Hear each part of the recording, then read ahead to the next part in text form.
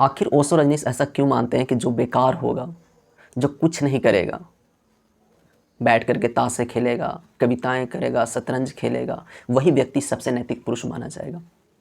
और जो काम मांगेगा, जो रोजगार मांगेगा, वो समाज के लिए अनैतिक होगा, यानी काम मांगने वाला एंटी सोशल माना जाएगा। ऐसा क्यों कहते हैं?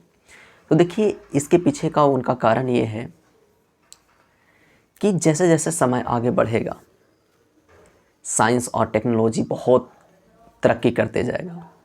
रोबोटिक्स हो या फिर आर्टिफिशियल इंटेलिजेंस हो, बहुत तेज़ी से आगे बढ़ेगा।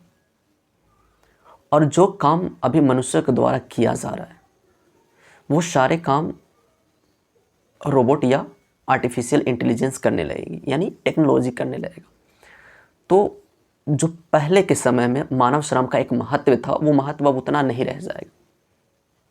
और जब मानव श्रम का महत्व उतना नहीं रह जाएगा, तो ऐसे में लोगों में ये मूल्य स्थापित कर रहे हैं अपने एजुकेशन सिस्टम से कि हर मानव को श्रम करना चाहिए और बिना श्रम का भोजन करना ठीक नहीं है। हम उनके अंदर ये नैतिक मूल्य भर रहे हैं कि बिना भोजन या बिना श्रम के भोजन करना विष के समान है। तो कहीं ना कहीं ये हमारे लिए जंजाल हो जाएगा, हमारे लिए बहुत बड़ी समस्या उत्पन्न कर देगा। इसके लिए ओशो रजनीश एक तर्क देते हैं कि हमें अपने मूल्य को बदलने होंगे। यानी जो अब तक हम अपने बच्चों को अपने एजुकेशन सिस्टम के माध्यम से अपने बच्चों को ये सिखाते आए हैं कि श्रम में बहुत ऊंची चीज़ है, दरअसल वो उतनी ऊंची चीज़ नहीं है, उतनी ज़रूरत की चीज़ भी नहीं है कि हर व्यक्ति को श्रम करना ही करना है। इसकी शुरुआत हम अभी से कर सकते हैं। अपने किताबों में ये लिख सकते हैं, या अपने किताबों की उन बातों पर हम उतना जोर नहीं दे सकते हैं जिसमें रविंद्रनाथ टैगोर ने अपनी कविता में यह लिखा है कि गिट्टी तोड़ने वाला भगवान है। ओशो रजनीश कहते हैं कि गिट्टी तोड़ने वाला पागल है, कोई ज़रूरत ही नहीं है उसको गिट्टी तोड़ने की, गिट्टी तोड़ने वाला की। ये सारे काम टेक्नोलॉजी कर देगा, ये सारे काम मशीन कर देंगे। आज के समय में उस गिट्टी तोड़ने वाला को भगवान मानने की कोई ज़रूरत ही नहीं है। उनका दूसरा तर्क ये भी है कि दुनिया में जितने संस्कृति का विकास हुआ है, वो श्रम से नहीं हुआ है, वो लग्जरी से हुआ है। रजनीश कहते हैं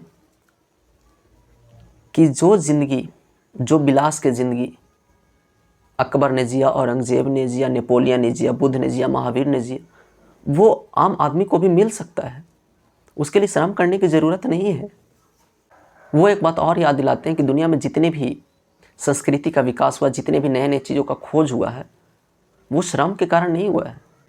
कालिदास अगर अपनी रचनाएं लिख सकें तो इसके पीछे का कारण ये है कि वो कोई श्रम में नहीं लगे हुए थे। उन्होंने कोई गड्ढा खोद करके उस महाकाव्य की रचना नहीं की। अकबर के दरबार में तानसेन ने जिस संगीत को जन्म दिया, वो शायद गिट्टी तोड़ते हुए रहता तो वो संगीत को जन्म नहीं दे सकता था। अगर वो किसी और श्रम में लगा होता तो वो संगीत आज हम नहीं सुन पाते। इसी तरह राजा भोग के दरबार में जो काव्य जनरेट हुए, जो काव्य उत्पन्न हुए, वो श्रम के द्वारा संभव नहीं था।